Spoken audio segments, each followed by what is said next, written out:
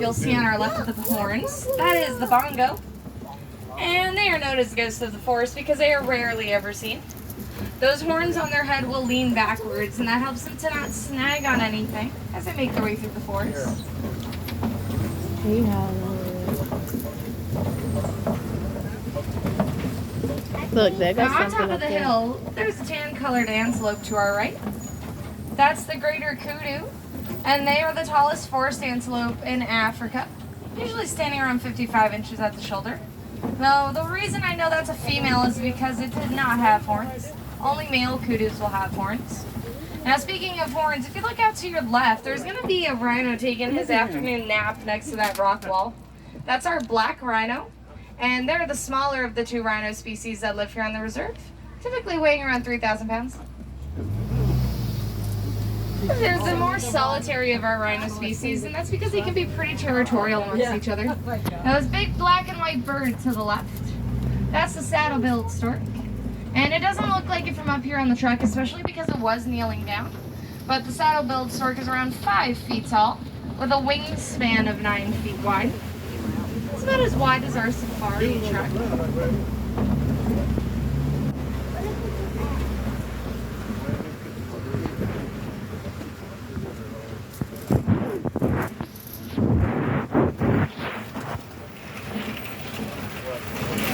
We're gonna head out of the forest now and into the Safi River Valley.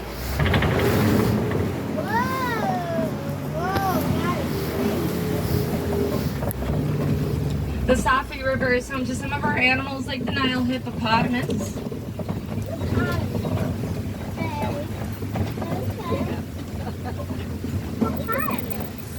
You may see one of those hippos over your shoulder to the right, but don't worry. Hopefully, as we make our way up the river, we'll get a better view of those hippo on our left. Hippos are nocturnal, so they're going to spend the majority of their day in the water, walking or running along the riverbed, like we saw happening there. You're going to just make sure we're remaining seated.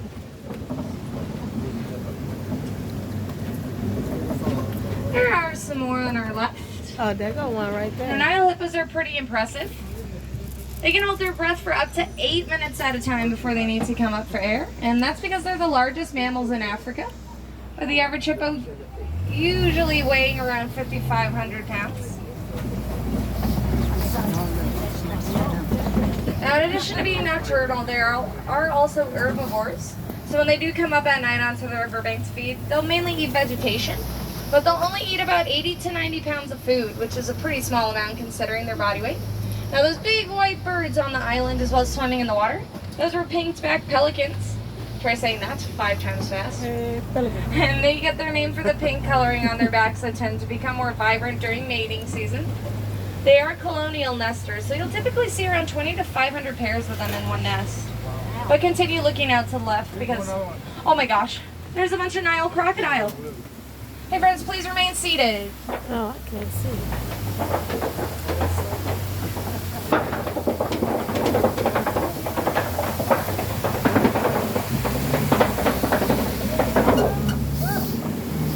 Okay, so those are Nile crocodile, and they're the largest species of crocodilian in Africa, with the average croc weighing around 500 pounds, measuring up to 16 feet long. That's about as long as a giraffe is tall.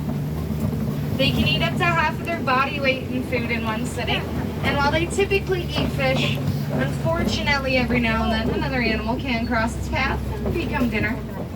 But not to worry, because those guys usually only eat about once a week, so I think we'll be safe. On our right-hand side, it's a very big tree. But it's not just any big tree, it is a baobab tree. And it's a special one because up to 9 months out of the year, it can remain leafless. And that's because it stores a large amount of water in its trunk that helps it to remain hydrated. But I know you're not here to see trees, you're here to see animals. So let's head into the savannah now. And our savannah is home to our migratory animals, which means they like to move around and don't tend to stay in one spot for long. So we'll have to see what we see as we make our way around. There goes something over there. There's a shaggy gray animal to our right. I'm hoping we see a few more up ahead, but that is a wildebeest. And wildebeest like to live in large herds. That's because there are safety in numbers. The more wildebeest there are in a herd, the less likely they are to be antagonized by a predator. We there also go have giraffe some down giraffe there. out in the distance. But as we get closer to them, I can talk about them more in detail.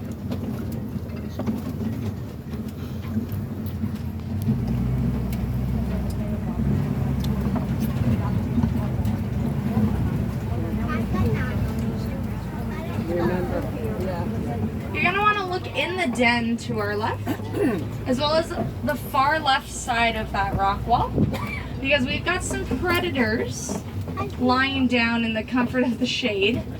These are African painted dogs. Now, unlike our dogs at home, these canids only have 4 toes, Where they but at? they are some of the most successful hunters in Africa, with a success rate of about 80%. Where they at? That far exceeds the success rate of any other big cat, including the lion. Oh, I see them. They do like to live in packs of around 5 to 15 adults, and while they are pack hunters, you're rarely ever going to see them out hunting in these packs, and that's because they find it more effective to split up and cover more ground. I've got a few different animals to the left. On top of the hill, there's going to be a brown-colored antelope with some big horns. That's a sable antelope, and they'll use those horns on top of their head to defend themselves from predators. And we also have some Hartman's mountain zebras. And it's the age-old question, are zebras black with white stripes, or are they white with black stripes? I'm here to solve that mystery for you, but first I want to hear what you think. Are they black with white or white with black? Ooh, that's a good guess. These particular zebras are going to be black with white stripes, and we know that because their noses are black. But you're not wrong when you say white with black either, because there are some zebras who are white with black, and you may be able to see some of those over at Gorilla Falls Exploration Trail.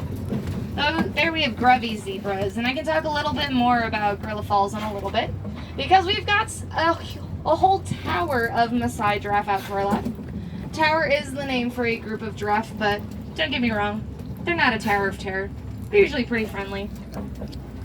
Now these are the Maasai giraffe, that's a and lot we know of that them. because they have a rough, jagged edge to their spots, and they're not perfectly shaped spots like the reticulated giraffe you're going to see up on your animal spotting guide. Now what's pretty interesting is that we're seeing a whole bunch of these giraffes laying down on the ground. That's actually a pretty rare sight. So giraffes will spend about 30 minutes a day sleeping, but they're never going to necessarily do that in consecutive amounts of time. So they can sleep 5 minutes here, 2 minutes there. It kind of depends on what they're feeling, but they're rarely ever going to be laying down like that. And that's because they're more vulnerable to predators that way. Whereas if they sleep standing up, they can quickly run away at the drop of a hat if they need to. And a giraffe can actually run around about 35 miles an hour, so they are able to outrun their predators most of the time. They don't want eating trees. Giraffe are the tallest land animal in the world, usually measuring between 16 and 20 feet tall. Oh, look back there. I didn't see those. We've got some cattle out to our right. There's a lot of them hiding in between these palm trees, but luckily for us, we've got a closer view of one on the hill to the right. These are Ankoli cattle, and you may think those horns on their head are really heavy, but they're actually hollow inside. They've got a honeycomb structure that helps to regulate their body temperature, allowing them to live in harsh weather conditions like intense heat, humidity, and sunlight. They're one of 2 domesticated species that live here on the reserve, and they were domesticated by the Watusi tribe in Africa. We haven't quite seen the second domesticated species just yet, domesticated animal, but when we do, I'd like to see if you can point out and figure out which one it is. Oh, there's some over there. They got some big horns.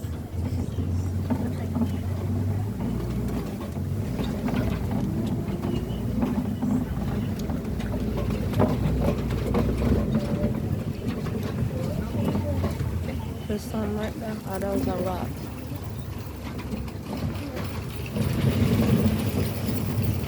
And we are heading into elephant country now. And luckily for us, there is an African elephant to our right.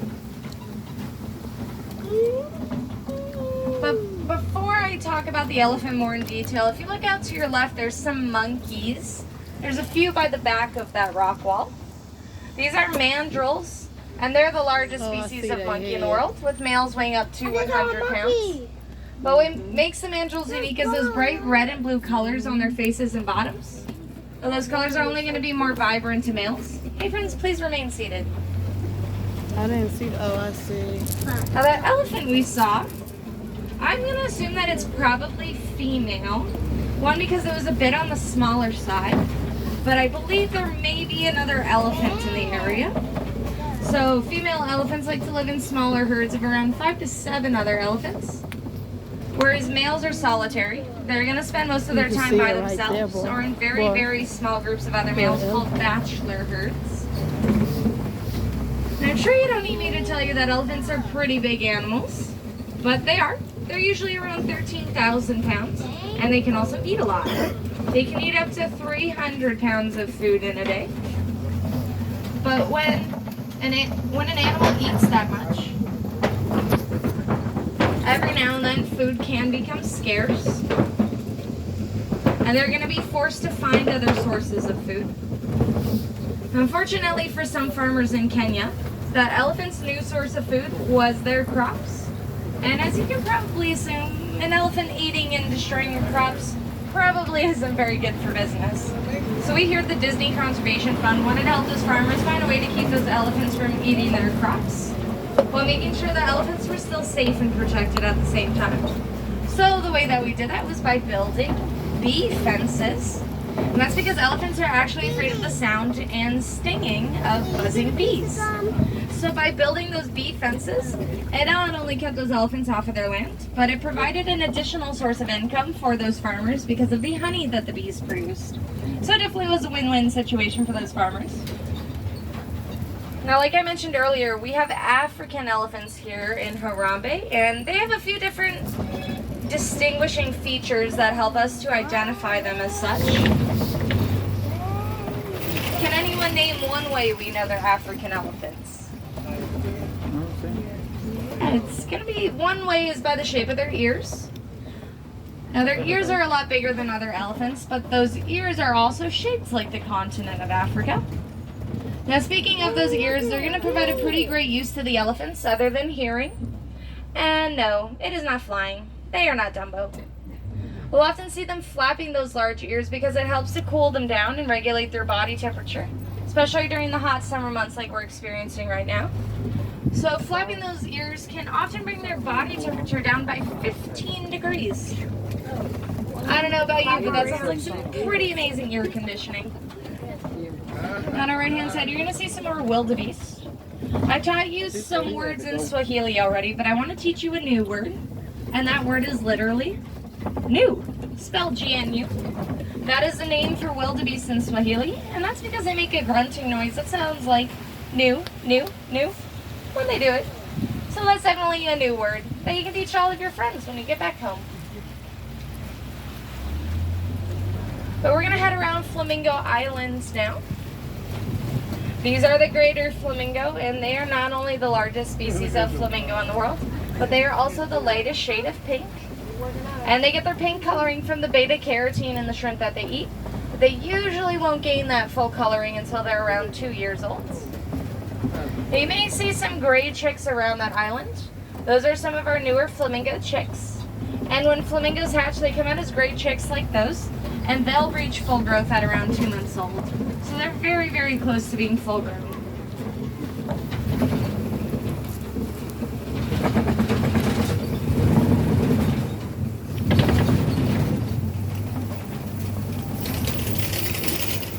As we head deeper into the savannah, hopefully we'll be able to see some more of our bigger residents hanging out.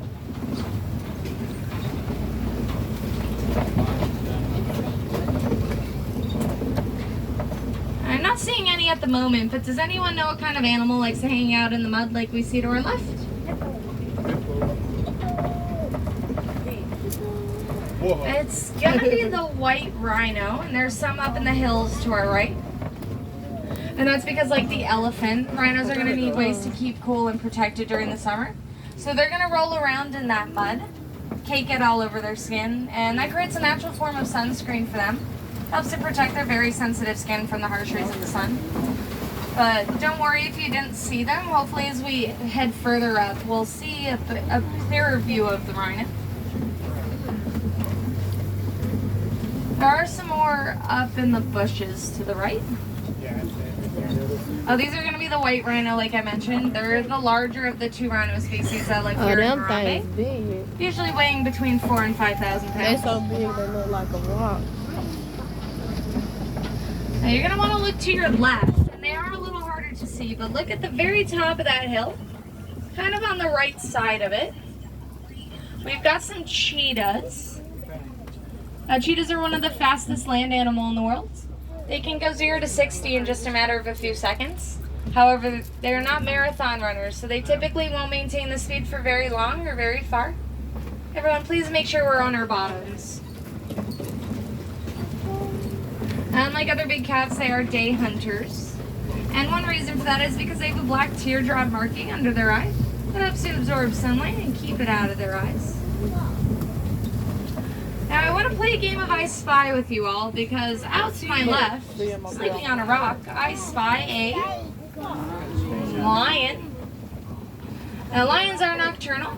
They're going to spend the majority of their day resting at around 16 to 20 hours. And that's because they have to save up all their energy for the big hunt that's going to happen at night.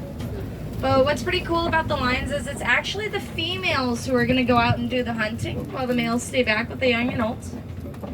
Just to really put into perspective how much sleeping they actually do, they're really only awake for about 3 years out of their lifetime. The rest is spent resting. Now on our right hand side, there's a smaller antelope laying down in the dirt. That is our Bontebok. His name is Sebastian. We absolutely love him here at Kilimanjaro Parks. Now Bonteboks like Sebastian have beautiful brown and purple coats. However, because of their beautiful coats, they were hunted to almost extinction out in the wild. Oh, it's too So one of the only places you can see them today are on reserves like this one. A male and a female. It was a male and a female.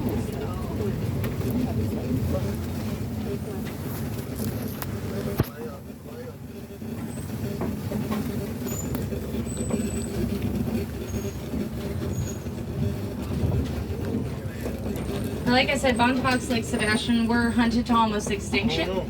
In fact, at one point there were less than 17 of those Bontebok left in the world. But luckily for us, there was a farmer in Africa who noticed the decline in this population and decided to do something about it. He enclosed all of those remaining animals on his land because that not only helped to protect what was left, but those animals started to breed. And now, thanks to him, there's over 2,500 Bontebok left in the world. There goes some It eggs. just goes to show that change doesn't have to start with a large group of people. They don't have It some can also start with eggs just and one some babies individual. out there. Now, you may have seen an ostrich on our right-hand side. Ostriches are the biggest birds in the world. However, they are flightless. So to make up for that lack of flight, they can actually run pretty fast at around 40 miles an hour. And last but not least, he's laying down at that rock fencing. But we've got a warthog. Warthogs are going to use their razor-sharp tusks to not only defend themselves from predators, but to dig large holes in the earth called burrows like you may have seen to the left. Because those make nice, safe homes for them.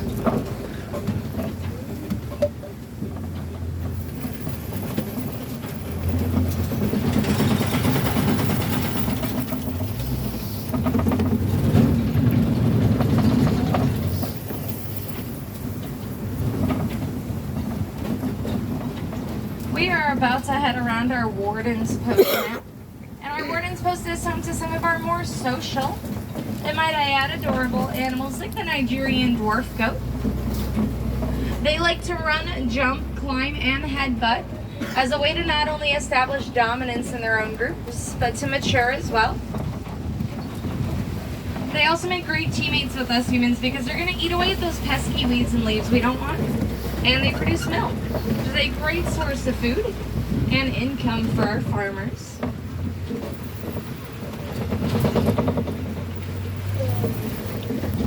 But unfortunately, I must be the bearer of bad news because passing the Warden's Post does mean our journey out on the reserve is coming to a close. But I'd like to thank you all for joining me out there today. And don't be too sad because luckily for you all, you get a little bit of an extra ride.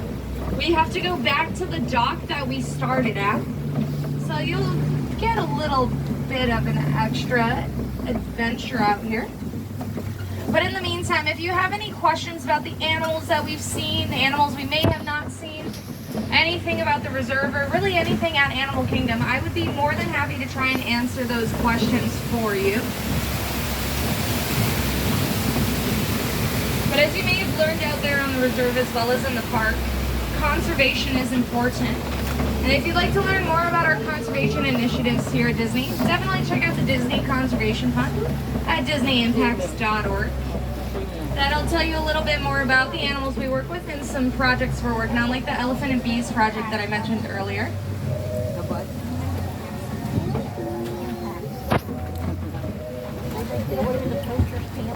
Yeah. That was